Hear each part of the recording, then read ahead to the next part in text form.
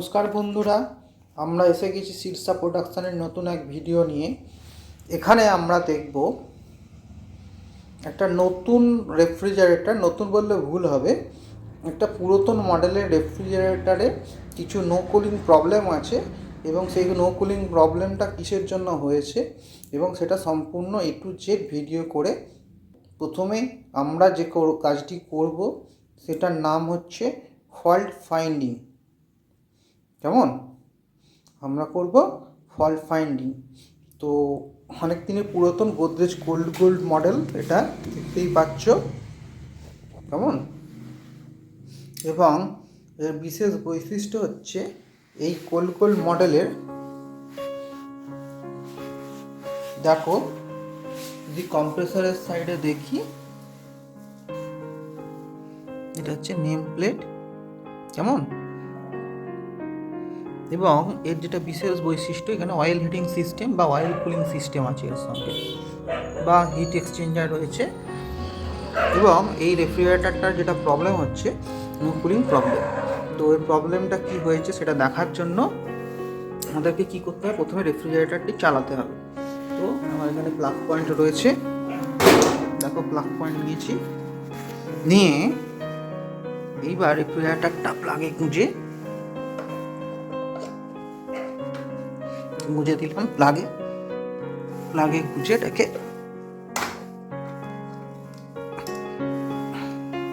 প্লাগটা loose contact হচ্ছে কেন বুঝতে পারছি না। তো প্লাগে গুঁজে এটাকে আমি চালিয়ে দিলাম। রেফ্রিজারেটরটি চলছে এবং কম্প্রেসার চলার সাউন্ড বুঝতে পারছো নিশ্চয়ই, কম্প্রেসারটি চলছে এবং কম্প্রেসারটা ওভারলোড হয়ে ট্রিপ করছে না। এবার আমরা এর ডিসচার্জ লাইনটা হাত দিয়ে দেখব। ডিসচার্জ দেখছি, ডিসচার্জ লাইনে কোনো কুলিং নেই, ডিসচার্জ লাইনে কোনো গরম নেই, ঠিক আছে। আর এখানে আমাদের সাকশন লাইনেও হাত দিয়ে দেখছি, এখানেও কোনো রেসপন্স নেই, সাকশন লাইনে কোনো রেসপন্স নেই, ঠিক আছে। তো এই অবস্থায় আমরা মেশিনটি চালিয়ে আমরা চলে যাব কুলিং কয়েলের ওখানে। আচ্ছা, এখানে একটা নেম প্লেট রয়েছে, কি লেখা আছে CCL2 F2, মানে R12 গ্যাস ছিল। তো অনেক দিন পুরাতন রেফ্রিজারেটর। এইবার এই রেফ্রিজারেটরটা কুলিং কয়েলের কন্ডিশন দেখো, দেখা যাক কুলিং কয়েলের মধ্যে কি হচ্ছে। দেখো কুলিং কয়েল দেখাচ্ছি, এটা হচ্ছে কুলিং কয়েল। সাউন্ডটা ভালো করে শোনো। যা দেখে মনে হচ্ছে এই রেফ্রিজারেটরটার ক্ষেত্রে যে অয়েল চোকিং আছে, কিন্তু এর আগে একজন মিস্ত্রি দেখে গেছিল এবং সেই মিস্ত্রি দেখে আমাদেরকে বলেছিল যে, বা কাস্টমারকে বলেছিল যে কম্প্রেসার খারাপ আছে, কম্প্রেসার পাল্টাতে হবে। হয়তো কম্প্রেসার পাল্টাতে হতে পারে, কিন্তু তার আগে আমরা দেখব অয়েল চোকিং হয়েছে কি না, হলে কেন হয়েছে, এবং কম্প্রেসার পাল্টানোর আগে অয়েল পাম্পিং বা লেস পাম্পিং আমরা চেকিং করব। তো দেখতে থাকো গোদরেজ রেফ্রিজারেটর গোল্ডের কী প্রবলেম আছে। অনেক দিনের পুরাতন রেফ্রিজারেটর, তো সুতরাং আশা করি এই ভিডিও থেকে তোমরা কিছু শিখতে পারবে। এরপর দেখতে পাচ্ছ রেফ্রিজারেটর যেটা রয়েছে, রেফ্রিজারেটরের পেছনের কভারটা খুলে ফেলেছি এবং এর মধ্যে আমরা দেখতে পাচ্ছি অ্যালুমিনিয়ামের সাদা ব্লু কোটিং করা একটা ক্যাপিলারি টিউব, হিট এক্সচেঞ্জার এবং সঙ্গে রয়েছে জলের পাইপ। এরপর আমরা যেটা করব, এর যে চার্জিং পাইপ যেটা আছে সেটাকে প্রথমে আমরা কাটবো, কেটে দেখবো ওর মধ্যে গ্যাস আছে কি না। তার জন্য আমার কাছে কি আছে, একটা টিউব কাটার আছে। ওকে, দেখতে থাকো। তো দেখতে পাচ্ছ টিউব কাটার অলরেডি আমরা এখানে প্লেস করে ফেলেছি। প্লেস করার পর এবার এখানটা করে আমি হালকা টাইট দেবো এবং এটাকে ঘোরাতে থাকবো। বুঝতে পারছো, অলরেডি আমরা এটাকে ঘোরাতে থাকবো এবং দেখবো এর মধ্যে গ্যাস আছে কিনা। ওকে, দেখো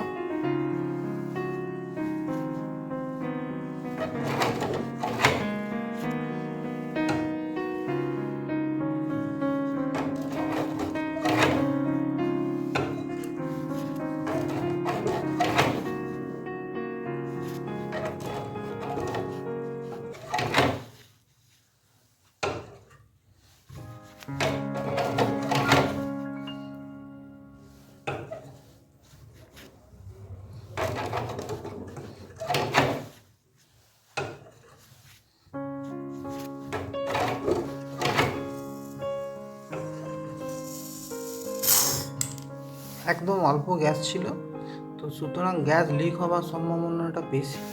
দেখা যায় গ্যাস বেরোচ্ছে কি না, না কোনো গ্যাস বেরোচ্ছে না, তো অটোমেটিক্যালি লিক হওয়ার সম্ভাবনাটা বেশি, একদম অল্প গ্যাস ছিল। ওকে, নেক্সট আমরা কি করব, এর যে সাকশন লাইন রয়েছে, সাকশন লাইনটা পজিশন করে আমরা কাটবো, যাতে পরবর্তী ক্ষেত্রে আমি এর সঙ্গে আরও পাইপ লাইন জুড়তে পারি।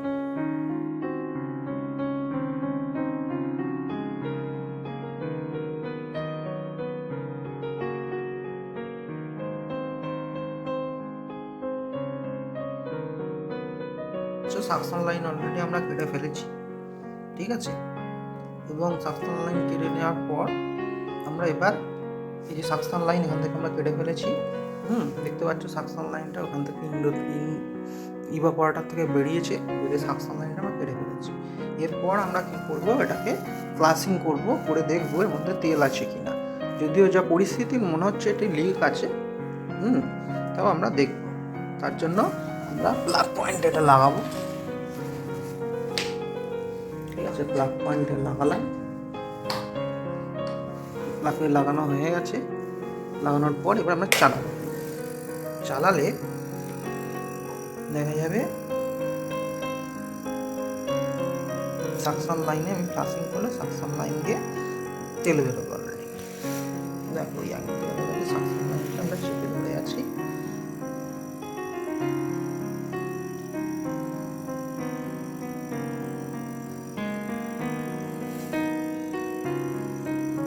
প্রেসার দেখছি ভালোই প্রেসার আছে, ধরে রাখা যাচ্ছে না। দেখো একবার ফ্লাশিং করে একবার দেখিয়ে দিচ্ছি, প্রচুর তেল বেরোচ্ছে, বুঝতে পারছো, প্রচুর তেল বেরোচ্ছে সাকশন লাইন দিয়ে। কেমন, আমরা কিছুক্ষণ ফ্লাশিং করে দেখবো ওর থেকে তেলটা বেরিয়ে যায় কিনা। প্রচুর খারাপ তেল দেখতে পাচ্ছ সাকশন লাইন দিয়ে বেরোচ্ছে। হ্যাঁ, এবার আমরা ফ্লাশিং করে সেলফ ফ্লাশিং করব, করে দেখবো তেলটা যদি বার করা যায়। ওকে, দেখো কত তেল বেরোচ্ছে দেখতে পাচ্ছ। আবার ফ্লাশিং করে দেখাচ্ছি কত তেল বেরোয়, দেখো।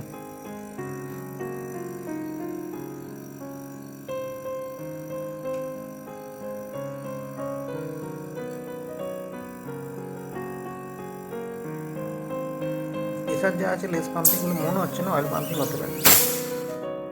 কত তেল বেরোচ্ছে, তো এখন এই তেল বের করে কিছু লাভ নেই। যদি কম্প্রেসার অয়েল পাম্পিং প্রবলেম থাকে, কন্টিনিউয়াসলি অয়েল পাম্পিং করতে থাকবে।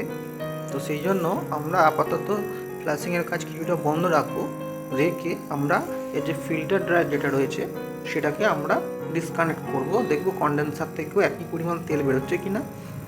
যদি কন্ডেন্সার থেকে একই পরিমাণ তেল বেরোয় তাহলে একটা অয়েল পাম্পিংয়ের সম্ভাবনা আছে। ওকে।